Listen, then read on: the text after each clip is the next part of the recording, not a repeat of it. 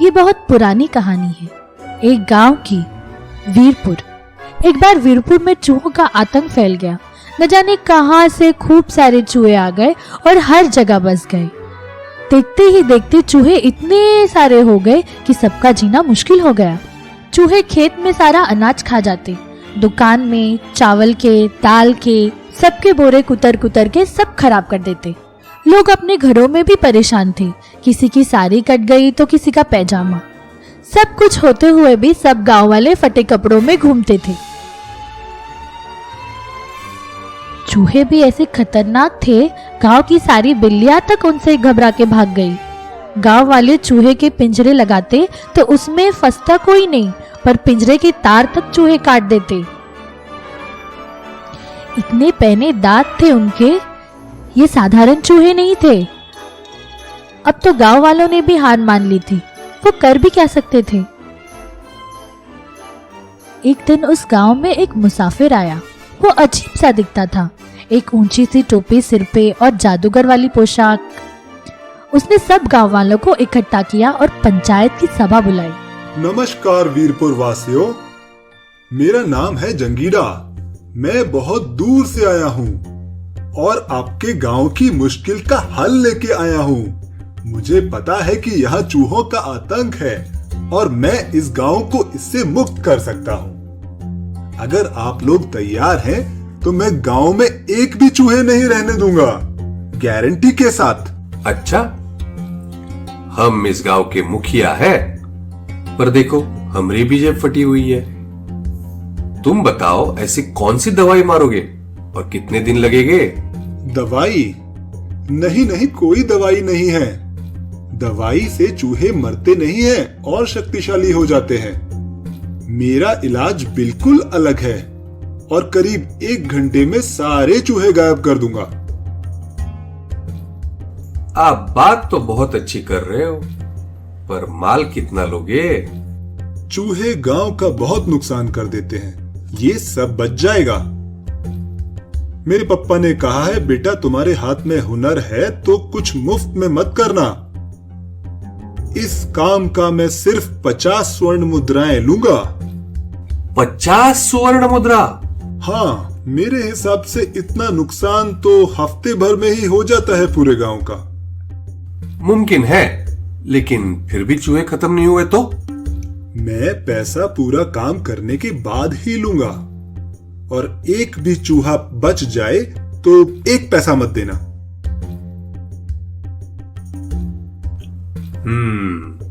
इतना भरोसा? रुको 1 मिनट, मैं बाकी पंचों से बात करके आता हूं।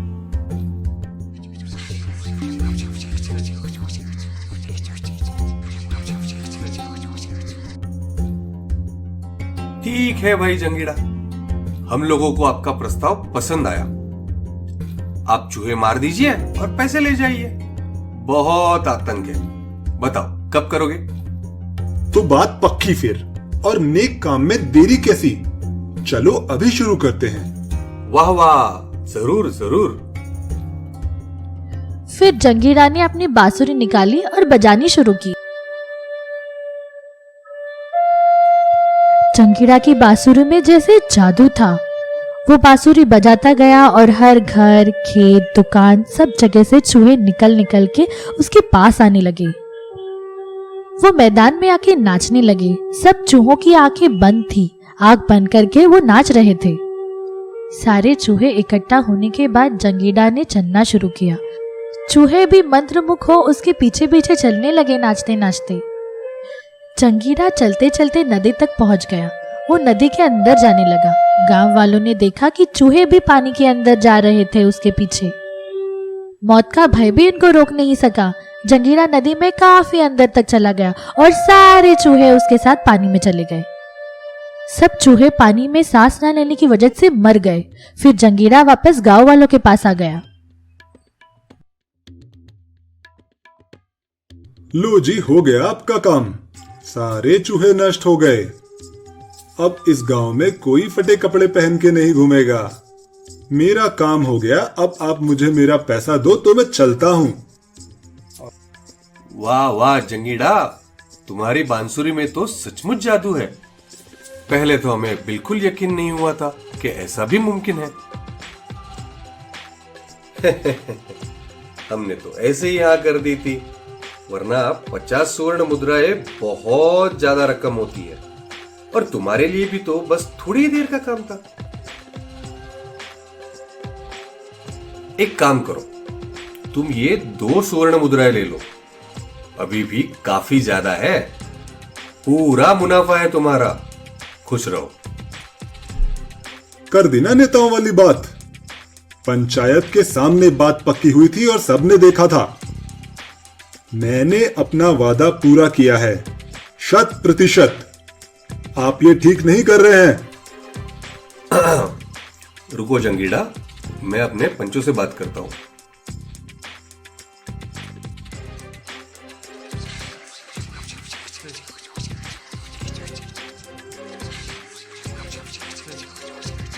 हम सब पंचों ने फैसला कर लिया है। बात 1 घंटे की हुई थी, पर घड़ी के हिसाब से तो तुमने 15 मिनट में ही काम खत्म कर दिया है। और तुमने भी सिर्फ बांसुरी बजाई है और चल के गए हो। हाँ, तुम्हारा हुनर काबिले तारीफ है। इसीलिए गांव की तरफ से खुशी खुशी 5 स्वर्ण मुद्राएं हम तुमको देंगे। अब तो नाराज नहीं हो ना? जंगीड़ा जुबान का पक्का है, बात 50 स्वर्ण मुद्रा की हुई थी, इससे कम नहीं लेगा जंगीड़ा। अच्छा, पत्थर की लकीर लेके बैठे हो। ठीक है, एक काम करते हैं, हम लोगों को भी पैसे ज्यादा लग रहे हैं, तुम हमारे चूहे वापस कर दो, हम तुम्हें 50 स्वर्ण मुद्रा नहीं देंगे। ठीक है, तो अब जो होगा उसका जिम्मेदार मैं नहीं हूं। जो करना है कर लो। लगता है तुमको सरकारी कामकाज करना नहीं आता। पंचों की बात सुन के जंगीड़ा को निराशा हुई। उसने अपनी बांसुरी निकाली और बजाना शुरू कर दी। बांसुरी तो वही थी, पर धुन नहीं थी। लोग भी खड़े खड़े देख रहे थे।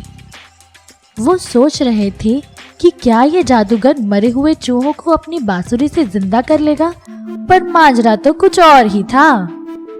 जंगीड़ा की बांसुरी की धुन सुन के गांव के सारे बच्चे बाहर निकल के आ गए और धुन की ओर भागने लगे। धीरे धीरे सारे बच्चे जंगीड़ा के पास पहुंच गए और नाचने लगे। सभी बच्चों की आंखें बंद थी और मंत्रमुग्ध होके नाच रहे थे। ये सब गांव वाले देख रहे थे, देखते रहे। पर जैसे ही जंगीड़ा ने नदी की तरफ चलना शुरू किया, सब गांव वालों के पैरों से जैसे जमीन ही खिसक गई। नहीं, रुको रुको, हमें माफ कर दो, हमसे गलती हो गई। हम पूरी 50 स्वर्ण मुद्राएं देने के लिए तैयार हैं। बच्चों को नुकसान मत पहुंचाओ। जंगीड़ा ने बांसुरी बजाना बंद किया और शांति से बोला, जजमान, आपने मुझसे 2 बार काम कराया है, अब 50 स्वर्ण मुद्रा कैसे? अब तो 100 देनी होंगी। आप सोच के बता दो। अगर हाँ करते हैं तो ठीक है, नहीं तो मैं अपना काम तीसरी बार भी कर सकता हूँ। मेरे पापा ने कहा है, बेटा अगर तुम्हारे हाथ में हुनर है तो कभी मुफ्त में मत करना। पैसा तो मैं हर बार लेता हूँ। ओह, हम समझ गए, सब समझ गए। हाँ, 100 स्वर्ण मुद्रा देते हैं, दरअसल बहुत कम है, हम पूरा दे देंगे, कौनो बात नहीं है। लाओ भाई खजांची, पैसे दो। कैसन आदमी हो तुम, पक्का करके मुकर जाते हो। ईमानदारी का तो जमाना ही नहीं रहा। फिर बच्चों, जंगीड़ा को उसके पूरे पैसे मिले। इसके साथ गांव में जैसे खुशी की लहर छा गई। सब चूहों से मुक्ति पाकर बहुत ही खुश थे। सबने अपने लिए नए नए कपड़े लिए। अब हमरा कुर्ता भी फटा नहीं है, स्टाइल है हमरा, पर पैसे मत मांगना बस। एक गुरुकुल में 3 शिष्य पढ़ते थे। उनकी पढ़ाई खत्म हो जाने पर गुरुजी ने उन तीनों को अपने पास बुलाया और कहा, मेरे प्यारे शिष्यों, तुम तीनों की पढ़ाई अब खत्म हो गई है। अब तुम तीनों अपने अपने हिसाब से अपने जीवन का रास्ता बनाओ। हाँ, जाते जाते मैं तुमको ये एक उपहार देना चाहता हूँ। तुम तीनों इसका अपने अंतर्मन के कहे अनुसार प्रयोग करना। और ऐसा कह के गुरुजी ने तीनों को एक एक पोटली दे दी। तीनों ने अपनी अपनी पोटली ली और वहां से चल पड़े। रास्ते में एक पेड़ के नीचे तीनों विश्राम करने बैठे। भाइयों, चलो देखते हैं कि आखिर गुरुजी ने हमें क्या उपहार दिया है। हाँ हाँ, देखते हैं। सब लोग अपनी अपनी पोटली खोलो। हाँ, ये मेरी पोटली। अरे अरे, इसमें तो बस चने के दाने हैं। तुम्हारे पास क्या है आशीष? खोल रहा हूँ। अरे, मेरे पास भी चने ही हैं। चने मिले हैं। लेकिन माधव तो गुरुजी का प्रिय शिष्य है, उसको जरूर कुछ अच्छा मिला होगा। माधव, खोल अपनी पोटली। अरे नहीं मित्रों, गुरुजी के लिए तुम दोनों भी उतने ही प्रिय हो जितना कि मैं हूँ। देखो, मेरी पोटली में भी चने ही हैं। और फिर तीनों शिष्य अपने अपने घर चले गए। घर पहुंच के ऋषि ने अपनी पोटली खोली और सोचा, ये गुरुजी का उपहार है, इसको मैं संभाल के रखूंगा और रोज सुबह इसके आगे नतमस्तक करके अपने दिन की शुरुआत करूंगा। इस पोटली को भगवान की मूर्ति के साथ ही रख देता हूँ। और वहीं आशीष भी घर जाके अपनी पोटली लेके सोचने लगा, गुरुजी ने आखिर हमें चने क्यों दिए हैं? शायद इन चनों में बहुत शक्ति है। मैं इनको खाऊंगा तो बहुत शक्तिशाली हो जाऊंगा। चलो आज ही इसका नाश्ता किया जाए। और आशीष उन चनों को उबाल के खा गया। यम, स्वादिष्ट है। जय गुरुदेव। और वहीं माधव भी अपने घर में अपनी पोटली लेके विचार कर रहा था। गुरुजी ने आखिर हमें ये चने ही क्यों दिए और कहा कि अपने अंतर मन के हिसाब से प्रयोग करना। प्रयोग करना हो न हो, इसमें गुरुजी का कोई अभिप्राय जरूर है। आखिर इन चनों का सबसे अच्छा उपयोग क्या होगा? क्यों न मैं किसी तरह से इन चनों को और बढ़ा सकूं। फिर कुछ महीने गुजरते गए। फिर एक दिन गुरुजी ने अपने शिष्यों का हाल जानने के लिए उनके घर गए। पहले आशीष के घर। शिष्य आशीष, तुमने हमारी दी हुई भेंट का कैसे उपयोग किया? गुरुजी, मैंने देखा कि वो चने बहुत ही अच्छी किस्म के हैं और मैंने उनको उबाल के खाया। वो चने वाकई चमत्कारी थे और 3 दिन तक मुझे अपने शरीर में ऊर्जा महसूस हुई। ठीक है, शाबाश आशीष। मुझे खुशी हुई जानकर कि तुमको इन चनों से बल मिला। और फिर गुरुजी प्रसन्न हो दूसरे शिष्य यानी ऋषि के घर पहुंचे। अरे शिष्य ऋषि, जाते वक्त हमने तुमको भेंट में चने दिए थे। आशीष ने अपने चने उबाल के खा लिए। तुम बताओ कि तुमने अपने चनों का कैसे उपयोग किया? क्या उबाल के खा गया? गुरुजी, मैं जब घर आया तो मैंने चनों का निरीक्षण किया। मैं समझ गया कि ये कोई साधारण चने नहीं है, तो मैंने वो चने की पोटली वैसे के वैसे अपने मंदिर में स्थापित कर दी। अब मैं रोज इनकी पूजा करके अपने दिन की शुरुआत करता हूँ। ये मेरे गुरु का आशीर्वाद है और इससे मेरा दिन बहुत अच्छा जाता है। अरे वाह, शाबाश ऋषि। मुझको खुशी है कि मेरी दी हुई भेंट तुम्हारे लिए प्रेरणा का स्रोत बनी। गुरुजी, आपके आशीर्वाद से मैं धन्य हुआ, बस कुछ दिनों से उनमें कीड़े लग गए हैं और बाज भी आने लगी है, तो उसका कुछ उपाय बताइए। अरे बस करो, उन चनों का कार्य अब खत्म हो गया है। अब उन्हें तुम फेंक दो और ये हमारी माला रख लो। ये तुमको लंबे समय तक प्रेरणा देगी। खुश रहो। और फिर गुरुजी ऋषि को आशीर्वाद देके वहां से निकल पड़े और माधव के घर पहुंचे। माधव गुरु को देख के प्रसन्न हो गया। अरे गुरुजी, आपका स्वागत है। आप विराजिए, मैं अभी कुछ नाश्ते का प्रबंध करता हूँ। माधव ने खाना परोसा और गुरुजी ने प्रसन्नता से खाना खाया। फिर बाद में माधव से पूछा, भोजन अतिशय उत्तम था माधव, मन प्रसन्न हो गया। अच्छा, हमने तुमको जाते हुए कुछ चने भेंट किए थे, जरा बताओ तुमने उनका क्या उपयोग किया? गुरुजी, मैं समझ गया था। आपके दिए हुए चने चमत्कारी थे, बहुत अच्छी किस्म के थे। मैंने उनको अपने घर के सामने लगा दिया और उनका ख्याल रखा। बहुत अच्छी फसल हुई है। बाजार में उनका मुंह मांगा भाव मिला और उसके अलावा मेरे घर के लिए भी बहुत सारा चना रखा है और उनसे अगली बार भी खेती करूंगा। गुरुजी, इन चनों ने मेरे जीवन में बहुत बदलाव लाया है। और हाँ, आपने जो भोजन किया है वो चने का साग मैंने अपने खेत के चनों से ही बनाया था। अरे वाह माधव, अति उत्तम सोच। अब ये चने युग युग तक तुम्हारा साथ देंगे। हम बहुत प्रसन्न हुए। अच्छा, अब चलते हैं। और फिर गुरुजी प्रसन्नता से वहां से निकल गए। तो मित्रों, आपने देखा कैसे मैंने तीनों शिष्यों को एक ही ज्ञान दिया, पर तीनों शिष्यों ने अपनी अपनी चेतना से अलग अलग कार्य किया।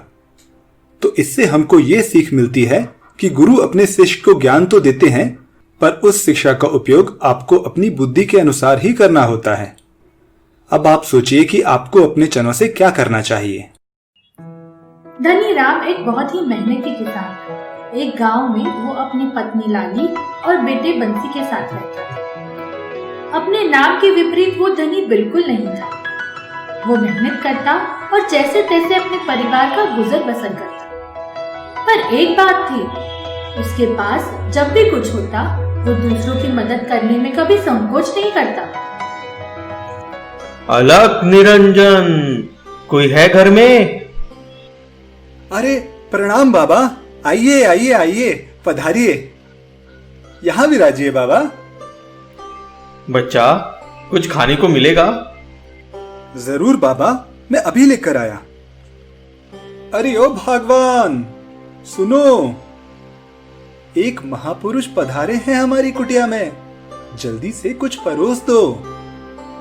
हे भगवान, यहाँ अपने खाने को नहीं है और वहाँ दूसरों को पकवान परोसो।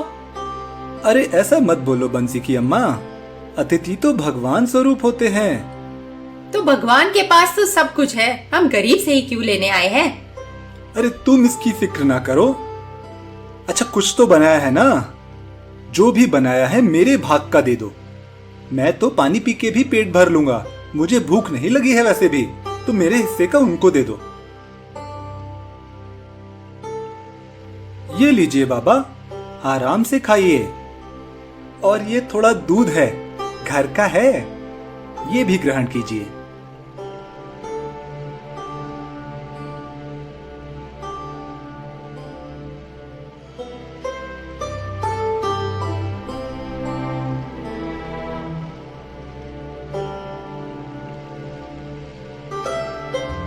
बच्चा, ये रखो, ये पोटली।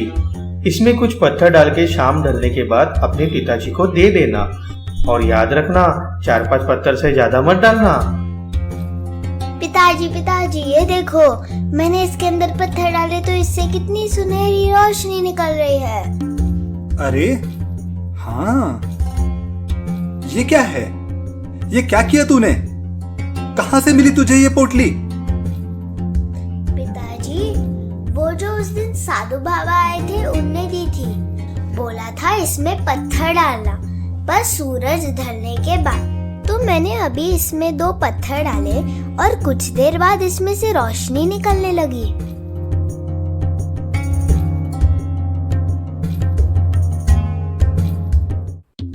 अरे ये कहाँ से आया तेरे पास?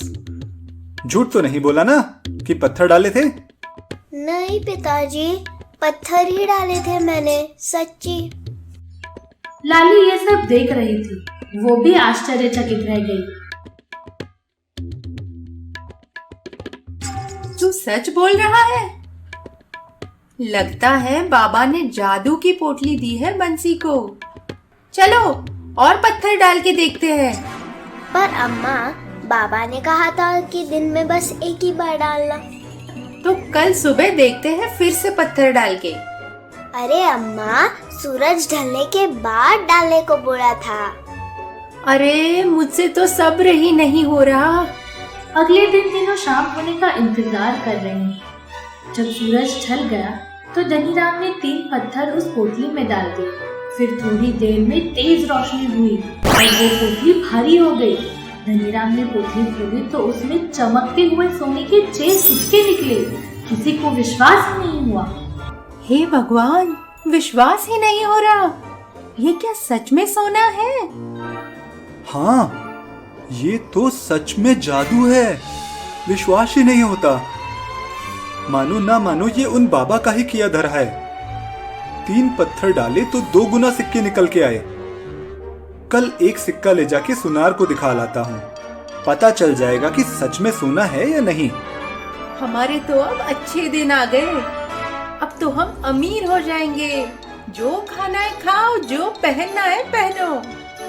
हाँ सच में, अब तो हम और भी बहुत गरीबों की मदद कर सकते हैं। कोई भी हमारे यहाँ से भूखा नहीं जाएगा। और लालच नहीं करना है, जब जरूरत हो तभी ये काम करेंगे, ठीक है? धनीराम और लाली बहुत अमीर हो गए। वो दूसरे गांव में एक बहुत बड़ा मकान बनवा लेते हैं और एक बड़ा सा खेत भी खरीद लेते हैं। धनीराम लोगों की मदद करता है और कभी भी उनके घर से कोई खाली हाथ नहीं जाता। पर लाली को लालच आ जाता है। एक दिन धनीराम को बाजार से लौटने में देर हो जाती है। क्यों ना मैं आज खुद वो पोटली को पत्थर से भर दूं?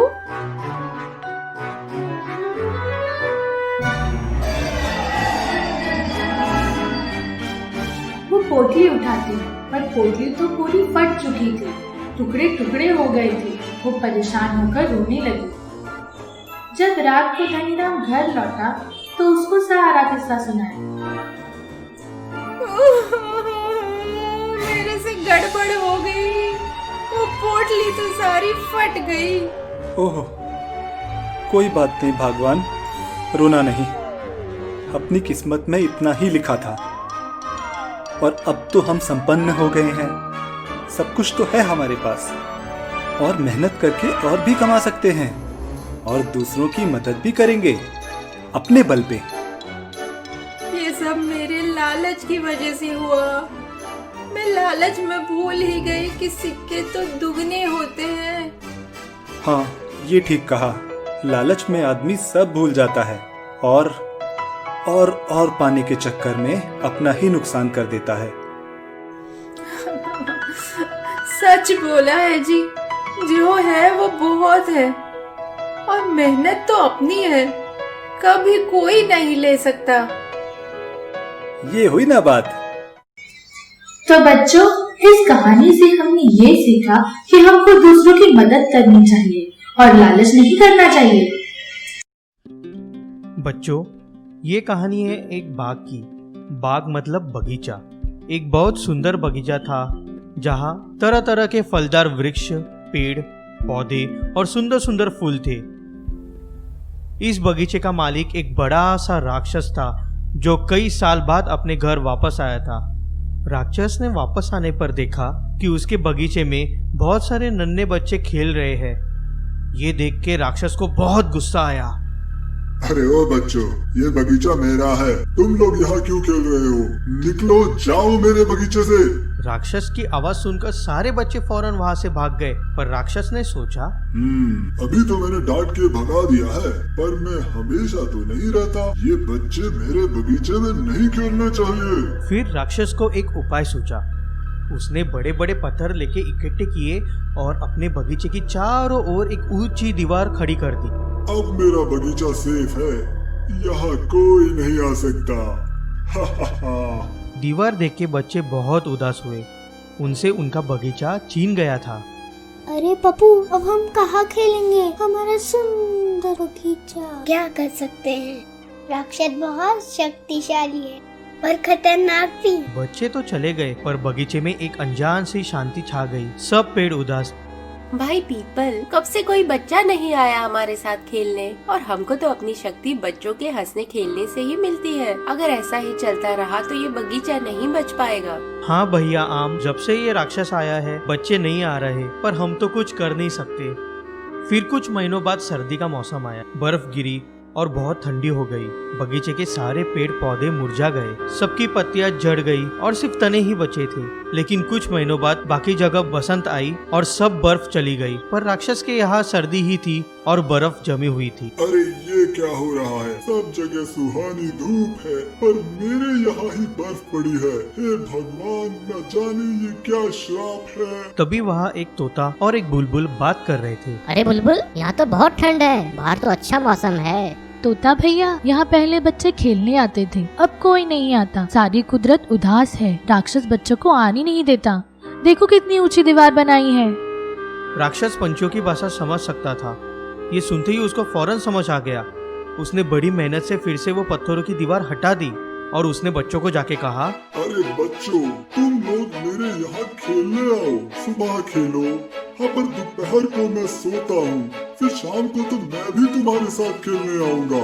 तुम लोगों के बिना बगीचे में कोई मजा ही नहीं आ रहा है। आ जाओ सब। ये बात सुन के बच्चे खुशी से चिल्ला उठे। बच्चों के आने से बाग में भी रौनक आ गई। जल्दी सारी बर्फ चली गई। पेड़ों में नए पत्ते और फूल निकलने लगे। बाग फिर से पहले जैसे फलने फूलने लगा। सब बच्चे राक्षस के दोस्त बन गए थे और सब साथ में खेलते थे। ओ अंकल, मुझे फर्स्ट करो। अरे नहीं, मेरी बारी है, मुझे दो। ना, ये गोल तो मैं ही करूँगा। तो भैया आम, अब तो खुश हो ना?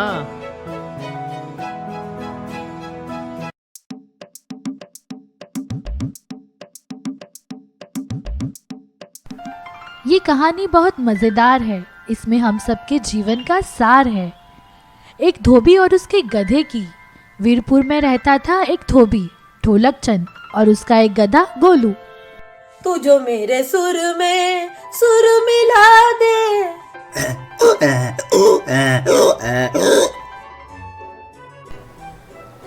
गोलू नटखट था। उसको शैतानी करना और हल्ला मचाना बहुत पसंद था। उसके चिल्लाने के कारण सभी अड़ोसी पड़ोसी परेशान थे, जिसमें से एक था अब्दुल मोची। हद है ये ढोलकचंद का गधा। रात को भी सोने नहीं देता, पूरे टाइम रेंगता रहता है। जीना मुश्किल कर रखा है। दिन भर काम करने के बाद रात को चैन से भी सो नहीं सकती। आज मैं इसकी अच्छे से खबर लेता हूँ। फिर अब्दुल जाता है ढोलकचंद के पास शिकायत करने। अरे ओ ढोलकचंद, ये अपने गधे को चुप करा लो।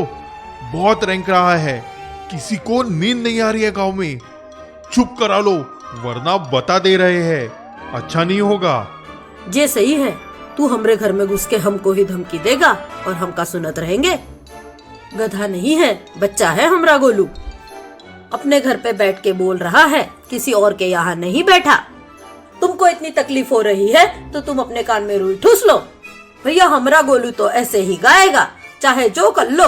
और आगे से अब्दुल और ढोलकचंद दोनों में थोड़ा झगड़ा हुआ और गांव वालों ने आके बीत बचाव किया। पर फिर अगले दिन भी वही हुआ। गोलू ने हल्ला मचाना शुरू किया। अब्दुल ने तकिए से सर ढक लिया, लेकिन गोलू की आवाज तो ठहरी जोरदार, तकिए से कहाँ रुकने वाली थी। 2 दिन से जागा अब्दुल बड़ा परेशान हो गया। या खुदा, अब तो मैं रहूंगा या ये ढोलकचंद का गधा। आज मैं इसे नहीं छोड़ूंगा। इसको दूर जंगल में छोड़ के आता हूँ। अब्दुल चुपचाप ढोलकचंद के घर गया। ढोलकचंद काम से शहर गया था तो घर पर कोई नहीं था। गोलू गोदाम में बंधा हुआ था। अब्दुल निडर हो गोलू को खींचता हुआ जंगल में ले गया। अरे ये अब्दुल आज मुझे कहाँ ले जा रहा है? लगता है ले जाके घास खिलाएगा। चल गोलू, पेट पूजा हो जाए। आधी रात को जंगल में खूब अंधेरा था और गोलू भी नटखट था। इधर उधर भुदकने लगा। अचानक गोलू एक गहरे खड्डे में गिर गया। अरे नहीं, ये खड्डा तो शिकारी ने बनाया है जानवर पकड़ने के लिए। गधा कहीं का अब चिल्ला, पर ये तो मेरे घर के पास ही है। इसकी आवाज तो और ज्यादा आएगी। अब क्या करूं? मुझे सोना है और ये नहीं सोने देगा। मैं इसको जिंदा काट दूंगा। इसी खड्डे में कब्र बना दूंगा इसकी। अब्दुल गुस्से में एक फावड़े से मिट्टी डालना शुरू कर देता है। नीचे गोलू दर्द से करा रहा होता है। लग गई। कीड़े पड़े इस अब्दुल को। अंधेरे में दिखता नहीं है तो क्यों घूमने निकलता है? इतनी जोर से दर्द हो रहा है पैर में। और अब ये क्या? अबे मिट्टी क्यों फेंक रहा है मुझ पे? कहीं से रस्सी लेके आ। अब्दुल मेहनत से मिट्टी डाल डाल के खड्डे को भरने लगा। अरे वाह, मैं समझ गया। अब्दुल इतना बुरा भी नहीं है। वो मिट्टी इसलिए फेंक रहा है ताकि मैं ऊपर आ सकूं। मिट्टी झाड़ो ऊपर आओ, मिट्टी झाड़ो ऊपर आओ, ऊपर चढ़ो, मिट्टी झाड़ो ऊपर चढ़ो। तो इस तरह अब्दुल मिट्टी डालता रहा और उधर गोलू अपनी ऊपर से मिट्टी झाड़ कर ऊपर चढ़ता रहा। कम ऑन अब्दुल, और मिट्टी डाल, शाबाश, जल्द ही मैं ऊपर आ जाऊंगा। सारी मिट्टी डाल दूंगा, जल्दी ही खड्डा भर जाएगा और गधा मर जाएगा। सुबह होने वाली है, आज तो सोने नहीं मिला, पर कल चैन से सोऊंगा। अब्दुल मिट्टी डालता रहा, गोलू झाड़ता रहा, चढ़ता रहा। जल्दी ही लगभग पूरा खड्डा भरने आया और गोलू ऊपर पहुंच गया। अब्दुल ने गोलू को देखा और चौंक गया। या खुदा, ये क्या चमत्कार है। इस गधे को मैं मार रहा था, पर ये तो जिंदा निकल आया।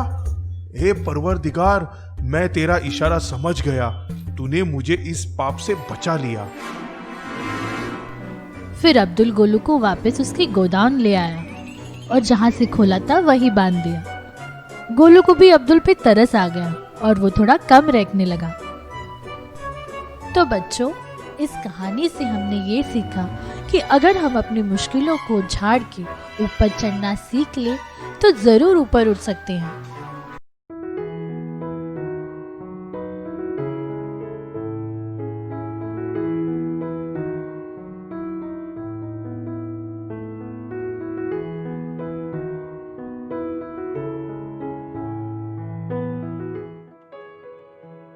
जग्गू एक ईमानदार मेहनती इंसान है जो पूरी लगन से काम करके जिंदगी का गुजर बसर करता है। भगवान की दया से उसकी कर्तव्यशील बीवी और 4 बच्चे हैं। वह अपने परिवार से बहुत प्यार करता है, अपनी बीवी बच्चों का ख्याल रखता है, उनकी मांगे बड़े प्यार और धीरज के साथ पूरी करता है। एक दिन दफ्तर से घर पहुंचकर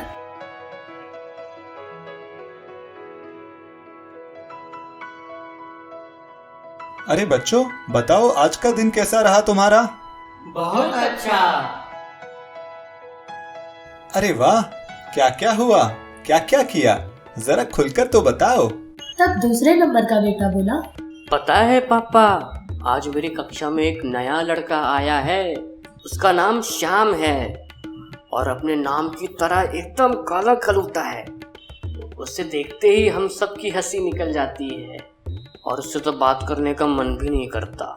सारे बच्चे हंस पड़े। सबसे छोटा बेटा बोला, हाँ पापा, अपने बिल्डिंग के ग्राउंड में भी 2 नए बच्चे आए हैं खेलने। उनमें से एक की आंख अजीब है, वो हमसे बात करता है पर देखता कहीं और है। फिर से सब बच्चे हंस पड़े। और जो दूसरा है ना, उसका एक पैर दूसरे से छोटा है और थोड़ा पतला भी है, जिसकी वजह से वो चलता है तब भी लगता है कि वो लंगड़ी खेल रहा है। और एक बार सब बच्चों की हंसी निकली। हंसते हुए बच्चे सबको अच्छे लगते हैं, पर आज वो जिस वजह से हंस रहे थे वो देखकर जग्गू दुखी हो गया। उसे बहुत दिल से लगा कि इस बारे में बच्चों का विचार सुधरना चाहिए। तभी उसे याद आया कि थोड़े ही दिनों में छोटे बेटे का जन्मदिन है और उसने पूछा, अरे अब तो चिन्मय का जन्मदिन आ रहा है ना, तो क्या सोचा है, कैसे मनाएंगे? ये सुनना ही था कि सारे बच्चे उत्साहित होकर उस बारे में चर्चा करने लगे। उनको चर्चा में व्यस्त कर जग्गू अपने विचारों में खो गया कि कैसे बच्चों को दूसरों के रूप रंग पर अपना मन बनाने से रोके। अगले दिन से जग्गू के दफ्तर में काम का नया ढेर आ गया और वह सारा हफ्ता उसी में डूबा रहा। फाइलें, रिकॉर्ड, वाउचर्स, मोटे लेजर्स, रसीटें आदि, इतना कि वो अपने बच्चों की नई समस्या भूल ही गया। फिर जब दीदी ने कहा, अरे 2 दिन बाद चिन्मय का जन्मदिन है, बहुत तैयारियां करनी है। सुनिए, आज आप ऑफिस से आते हुए केक का ऑर्डर देते आइएगा और चॉकलेट्स और मिठाइयाँ भी लेते आना। जैसे ही मिठाइयाँ और चॉकलेट की बात आई, जग्गू को एक तरकीब सूझी। वो पूरे उत्साह से ऑफिस गया और जोर से दिन के सारे काम निपटा दिए। शाम को जल्दी जल्दी ऑफिस से निकला और बच्चों के मनपसंद केक की ऑर्डर दे दी। फिर चॉकलेट्स खरीदी, वो भी ढेर सारी। अलग अलग तरह की। उसी तरह मिठाइयाँ वे 2-3 अलग अलग तरह की खरीदी। अगले दिन सुबह चिन्मय जल्दी जल्दी उठा। खुशी खुशी स्कूल जाने के लिए नए कपड़े पहनकर तैयार हो गया। फिर देखा कि पापा ने काफी अलग अलग तरह की चॉकलेट लाई है, तो उसने पूछा, पापा, आपने इतने अलग अलग चॉकलेट्स क्यों लाए? अब इनमें से मैं स्कूल कौन से ले जाऊंगा और किसको कौन से दूंगा?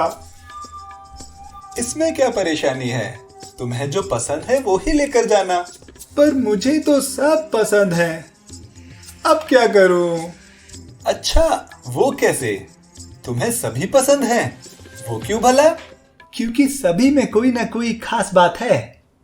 किसी का स्वाद अच्छा है तो किसी का रंग, हाँ तो किसी का तो आकार अच्छा है। ठीक है, अपने भाइयों से पूछ कर देखो, वो क्या सलाह दे सकते हैं। चिन्मय ने अपने तीनों भाइयों से मदद मांगी चॉकलेट्स चुनने के लिए। हमें भी ये सारे चॉकलेट्स पसंद है, हम कैसे बताएं तुम्हें कौन से ले जाने चाहिए?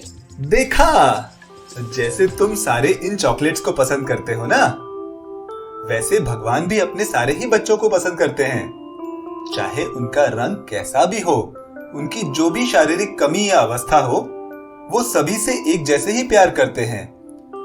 उन्होंने सब में कोई ना कोई खास बात दे रखी है, जिस वजह से हमें सभी का आदर करना चाहिए।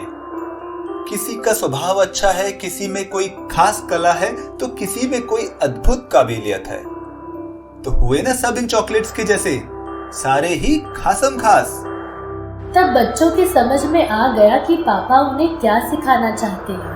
फिर सब मिलकर पापा से माफी मांगी और वादा किया कि वो फिर कभी किसी का मजाक नहीं उड़ाएंगे। फ्रेंड्स, अगर आपको हमारा वीडियो पसंद आया है तो इस वीडियो को लाइक कीजिए और हमारे चैनल को भी सब्सक्राइब कीजिए।